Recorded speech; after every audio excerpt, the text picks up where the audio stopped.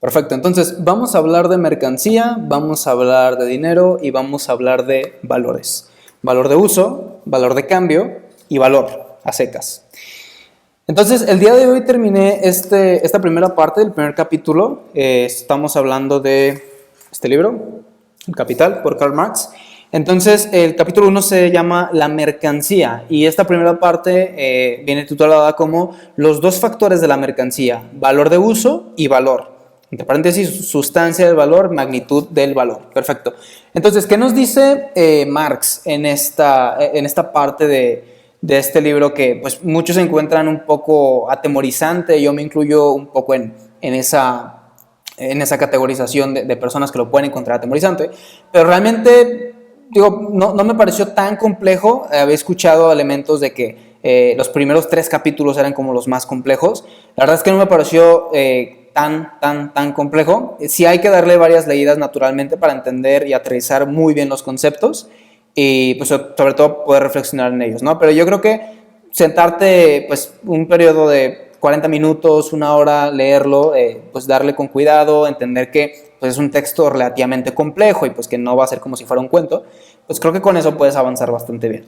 Entonces, eso pues ya arranco con reflexiones, ¿no? O sea, no lo encontré tan complejo, también voy en la primera parte del primer capítulo, hay otras partes y todo esto se va a ir documentando aquí, entonces nos iremos dando cuenta de si Marco fue solamente un iluso que creyó que no iba a ser tan complejo y después se va a dar de topes, o si realmente resulta que no es tan complejo y solo es cuestión de ir con calma y dedicarle tiempo. Puntos que logré como recolectar a lo largo de esta lectura del primer capítulo, varios a decir verdad, para hacer un capítulo de algunas cuantas hojas, creo que fueron como 10 hojas de la primera parte, y ya muchos puntos que quiero comentar con ustedes. Primero, la mercancía, porque aquí menciona Marx que la mercancía es como la parte más atómica en los procesos económicos que existían en ese entonces y que siguen perdurando hoy en día. Entonces, la mercancía la define como objeto externo que satisface necesidades humanas, ¿de acuerdo? Por ejemplo, esto podría ser una mercancía. Es un objeto externo que satisface necesidades humanas, en este caso la necesidad de escribir, por ejemplo. Esto podría ser otra mercancía y este otro cable podría ser otra mercancía. Entonces, todo objeto externo que satisfaga necesidades humanas viene a ser una mercancía. Y Marx menciona que da igual la forma en la que la satisfaga, si es por necesidad, si es por deseo o si es por ser un complemento a otra. Al final, cualquier elemento externo que satisfaga necesidades humanas viene a denominarse como una mercancía. Y estas mercancías tienen valores. Pero contrario a lo que incluso yo y muchos de nosotros pensamos hoy en día, el valor como simplemente lo que cuesta, o sea, lo que cuesta, hablando en dinero fiat o dinero digital de tarjeta de crédito, tarjeta de débito, algunos también podrían pensar, bueno, de pronto el valor es cuánto valor le asignamos al hacerlo, por cuánto nos costó. Y Marx hace una diferenciación en 3 tipos de valores, los cuales me pusieron a pensar mucho. Primero es el valor de uso. Entonces, el valor de uso define qué tanto vale una mercancía o un producto por medio de cuánto uso se le puede dar, cuántas necesidades humanas satisface. Entonces, por ejemplo, poniéndolo en ese contexto, yo podría decir, y de esto me imagino que va a ser subjetivo, porque obviamente las necesidades pues ya desde un inicio vienen a ser subjetivas en el sentido de que depende del sujeto que tenga la necesidad, qué tanto va a necesitar de esa necesidad, valga la redundancia, o qué tan importante va a ser esa necesidad para él. Una necesidad que puede ser crucial para ti puede no serlo para mí. Entonces ya de ahí vemos que este concepto de valor de uso pues no es del todo objetivo, sino que tiende a ser subjetivo, ¿no? Entonces, desde mi perspectiva subjetiva y humana, este cargador de aquí tiene un valor de uso inferior a esta pluma de aquí, porque el cargador pues lo uso muy poco alrededor del día, de pronto lo uso 2 horas al día, nada más, un cargador de laptop, casi siempre mi laptop está desconectada, sin embargo la pluma la uso mucho más seguido en el día. Entonces, en ese sentido, uso más la pluma, satisface más necesidades mías, escribo mucho, me gusta escribir para anotar mis ideas, entonces en ese sentido tiene más valor de uso y es el primer valor con el que nos encontramos con Marx. Después tenemos el valor de cambio y ese valor de cambio es la relación de intercambio entre usos. De nuevo, ya vimos qué es el valor de uso, es pues simplemente cuántas necesidades humanas cubre una determinada mercancía o producto. Entonces el valor de cambio es la relación entre los usos. Entonces yo, por ejemplo, uso estos dos elementos, ¿cierto? Entonces, por decirlo de alguna forma, el valor de cambio de este cargador respecto a la pluma serían de 10 plumas, ¿de acuerdo? Ese viene a representar el valor de cambio. Y lo interesante aquí que mete Marx en la ecuación es que no casi siempre, sino inherentemente por la naturaleza de las cosas, siempre se puede comparar contra un tercero. Porque pongámoslo así, si yo estoy comparando esta pluma contra este cargador y descubro que este vale 10 de estos, ya tengo mi métrica, ¿cierto? Pero si de pronto este marcador, que se me cayó, este marcador negro también vale 10 de estos, entonces yo puedo hacer la relación con un tercero, saco de la ecuación al segundo y digo que el primer elemento y el tercero tienen una relación de 1 a 1. ¿Por qué? Porque este vale 10 contra este, y si este también vale 10 contra este, entonces la relación es de 1 a 1 aquí. Y es esa relación de usos, es el valor de cambio. Y esto nos sirve pues para vivir en una sociedad, en un sistema socioeconómico de forma sostenible, porque constantemente nosotros tenemos que estar intercambiando mercancías, intercambiando productos que vamos a usar y a consumir como para cubrir esas necesidades humanas. Entonces es bastante interesante también esta parte de el valor de cambio. Y finalmente habla sobre el valor. Y el valor viene definido por la fuerza social de trabajo, es decir, valor a secas, no valor de uso, no valor de cambio, que ya vimos que son, sino valor. Y el valor viene definido, según Marx, por la fuerza social de trabajo que se haya empleado para el desarrollo de ese producto o esa mercancía. Entonces aquí pues me pareció interesante porque creo que es una perspectiva que se ha perdido, el hecho de decir o pensar antes que en ese valor de cambio, que ahora sabemos que es ese valor de cambio, o ese valor de uso, pensar en el valor a secas, el cuánta fuerza humana se necesitó para desarrollar este producto o esta mercancía. Pero también creo que es un poco natural, porque cada vez más vemos como el hecho de la generación de nuevas mercancías pues está altamente automatizada. Entonces, si ya no se mide por el trabajo humano, o ya no puede medirse incluso, sino ya no es que no se quiera medir, sino que ya no puede medirse porque ya no es un humano el que está empleando fuerza para el desarrollo de ese producto, sino que ya es una automatización. Entonces mi pregunta aquí es cómo se mide esa parte. Y listo, o sea, es como un acercamiento un poco más a lo que tenemos actualmente. Digo, cuando Marx escribió este libro, realmente no es que existieran como estas automatizaciones tan grandes como las tenemos hoy en día, o que resultaran tan obvias.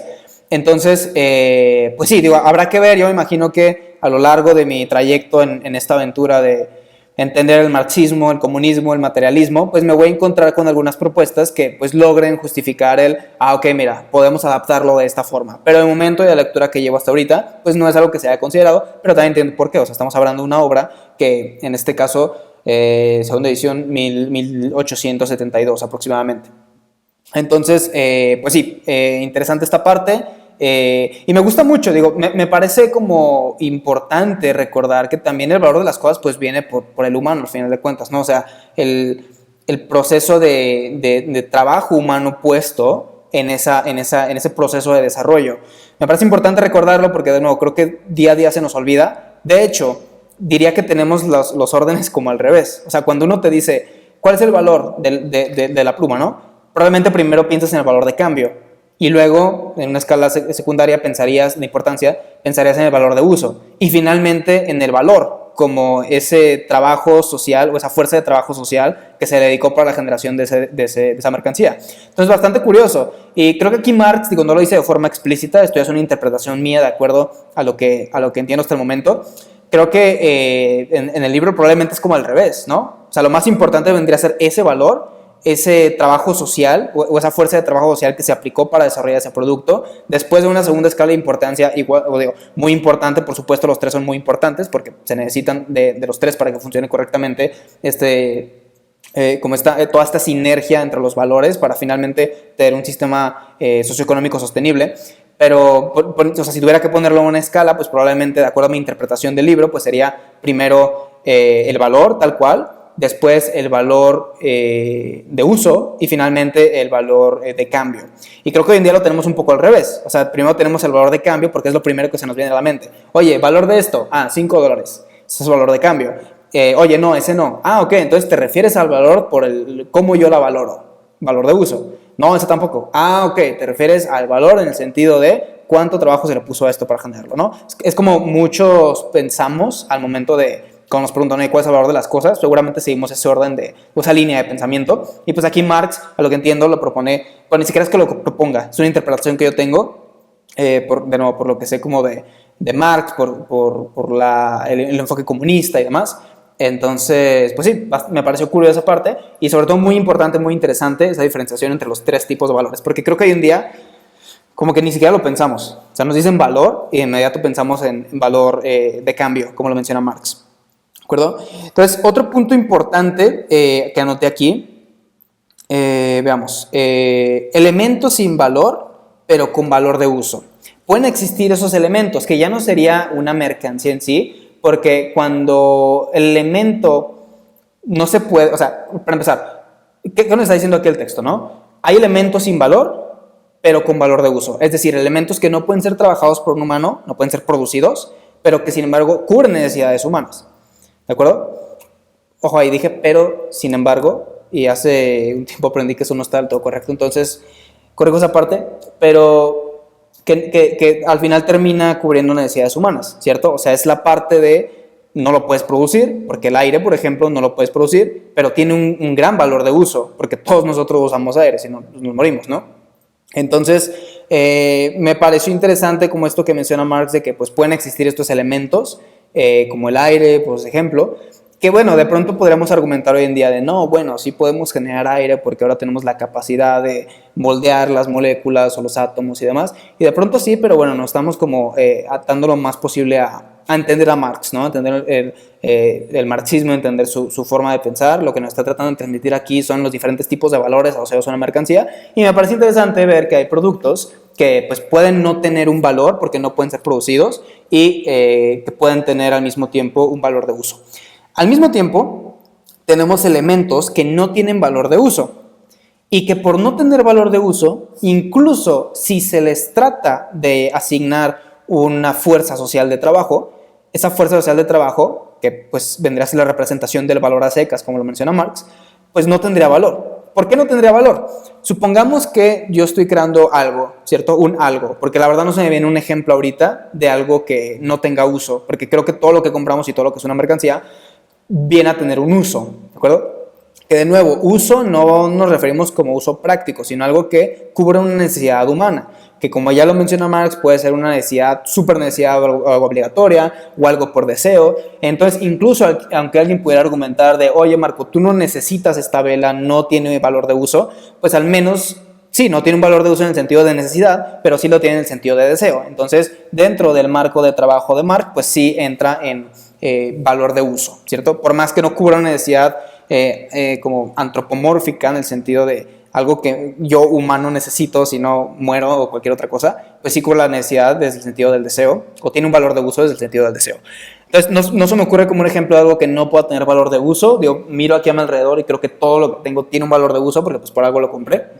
Pero vamos a imaginar un producto que pues no tiene un valor de uso, ¿cierto? Entonces, para que ese producto existiera, pues ¿qué es lo que sucede? Bueno, pues tiene que alguien trabajarlo, ¿cierto? Pero al momento que alguien lo trabaja, como no tiene un valor de uso, sí genera un valor, pero un valor cero, por decirlo de alguna forma. Porque al no tener valor de uso, no está cubriendo una necesidad humana, entonces el trabajo que se le puso a la creación de ese producto tampoco tiene valor. Entonces es muy interesante cómo al no haber valor de uso en un elemento, inmediatamente ya tampoco tiene valor a secas, ese valor a secas, es decir, el trabajo que se le llegue a dedicar a la creación de ese producto va a ser un trabajo sin valor. Entonces, muy interesante esta parte también, es algo que yo no había pensado y me gustó mucho. Y finalmente, puede haber elementos con valor de uso y valor. Es decir, valor de uso que yo lo use y valor porque lo produje, pero sin ser mercancías al no ser producido para otros, es decir, sin un valor de cambio. Entonces, pongamos un ejemplo, yo soy un ingeniero de software, ¿no? Que sí lo soy. Entonces, al yo ser un ingeniero de software, yo puedo trabajar en desarrollar un producto digital. Yo ahí estoy desarrollando el producto, yo estoy trabajando, poniendo esfuerzo humano en el desarrollo de ese producto, por tanto tiene valor. Y ese producto tiene un valor de uso para mí porque yo lo voy a usar y va a cubrir una necesidad, tal vez en mi trabajo. Entonces ya tiene valor de uso y tiene valor, pero no va a tener valor de cambio. ¿Por qué? Porque yo no lo voy a distribuir a otros. Yo no tengo la intención de comercializarlo. Por tanto, no viene a ser una mercancía y tampoco viene a tener valor de cambio. Entonces, bastante interesante también esta parte. Como para algo que sea, para que algo sea mercancía, tiene que cumplir con las tres cosas. Tiene que ser, además de lo que ya dijimos, que tiene que ser un elemento, un objeto externo que cubra una necesidad humana, que esto vendría a ser el valor de uso. También tiene que tener valor de cambio, porque la intención de una mercancía pues, es que sea no necesariamente compartida, pero sí producida para otros, ¿cierto? Una mercancía tiene el objetivo de que es producida de pronto para uno mismo, pero también para otros. Entonces tiene que tener valor de uso, valor de cambio, y al tener valor de uso también tiene que tener, no siempre, como ya lo vimos en el ejemplo del aire, pero hablando de una mercancía que la producimos, pues tiene que tener también ese valor a secas, porque se necesita un humano para producir esa mercancía. Entonces es interesante cómo la mercancía tiene que tener estos tres factores. Y listo, son los apuntes que yo tomo de esta lectura, de esta primera parte. Me pareció interesante la división de Marx en cuanto a estos tres tipos de valores, el valor de cambio, el valor de uso y el valor como representación o cristalización de la fuerza social de trabajo puesta en el desarrollo de ese producto. Y bastante interesante. ¿Qué reflexión me llevo de esto? No vi en la lectura que se consideraran elementos como qué tan difícil era de conseguir un material específico. Pienso mucho, por ejemplo, en los celulares, pensando en que el silicio, el silicon, es un elemento pues, bastante complicado de conseguir y eso hace que elementos digitales que tienen microprocesadores pues cuesten lo que cuesten porque pues, justo es difícil. Además del proceso del tratamiento posterior del silicio, también el mismo hecho de encontrar el silicio pues, es complicado, no es como que abunde. Entonces, no encontré la lectura como un valor asociado a, ¿cómo decirlo? Un valor asociado a la escasez. Que yo asumo que más adelante nos lo vamos a encontrar, porque de nuevo, este es el capítulo 1, la mercancía, y del capítulo 1 solo hemos abordado la parte 1, que hay varias partes, o sea, cada capítulo está segmentado con varias partes, o subcapítulos, si lo podemos ver así. Entonces, este es el primer subcapítulo del capítulo mercancía. Yo me imagino que más adelante vamos a ver elementos como la escasez de las materias primas para generar las mercancías. De momento no lo vi, entonces sería como la única reflexión que me llevaría de algo que puedo notar que en el mundo actual existe, por ejemplo con el silicio, es algo difícil de conseguir y eso al final termina aumentando el valor. En este caso podría decir que el valor no necesariamente de uso, pero al menos sí el de cambio, porque pues aumenta al final la equivalencia respecto a otros usos, ¿cierto? Por ser una materia prima más difícil de conseguir. Fuera de eso, me gustó mucho, me gustó entender esta parte de Marx de la diferencia entre los tres valores. Creo que ahora entiendo un poco más el cómo podríamos asignar a una sociedad como valores a diferentes cosas y no siempre dejar de decir como por el valor de cambio, sino tratar de entender de pronto cuál es el valor detrás real de las cosas. En el sentido de, ok, estamos hablando de una mercancía, vamos a analizar sus tres diferentes valores y ver si se está justificando el valor de cambio en función a los tres, ¿no? Entonces, interesante esta parte también, tener esta nueva perspectiva, me gustó mucho y listo, son los elementos que rescato por esta parte. Entonces, pues vamos a continuar el siguiente video con el siguiente capítulo que vamos a ver rápidamente de qué capítulo se trata. Vamos a leer al menos el título del siguiente capítulo. No capítulo, sino subcapítulo, disculpe. Entonces, el subcapítulo o la parte 2 del primer capítulo de mercancías, podemos llamarlo, o viene aquí escrito como dualidad del trabajo representado en las mercancías. Y comienza, voy a leer la primera partecita. En un comienzo la mercancía se nos puso de manifiesto como algo bifacético, como valor de uso y valor de cambio. Interesante. Parece que no siempre se consideró el valor representado por el trabajo, o sea, esta cristalización de fuerza social de trabajo que pues ya vimos que es el valor a secas. Parece que este capítulo va a tratar de eso, sobre cómo se fue incorporando o cómo Marx incorpora este valor adicional al valor de uso y valor de cambio existentes. Entonces, pues listo, vamos a verlo eso en el siguiente video. De pronto en el siguiente video voy a hablar del de Nietzsche o voy a continuar con Marx, digo, depende, la verdad es que también estoy muy interesado en terminar el de Nietzsche, el ensayo de sobre verdad y mentira en sentido extramoral, pero pues sí, veremos con cuál continuamos. De momento, me gustó mucho esta lectura, 3 nuevos tipos de valores que antes no conocía y que ahora me abren mucho más la perspectiva hacia un análisis más objetivo o un poco más transparente de cuál es el verdadero valor de las cosas.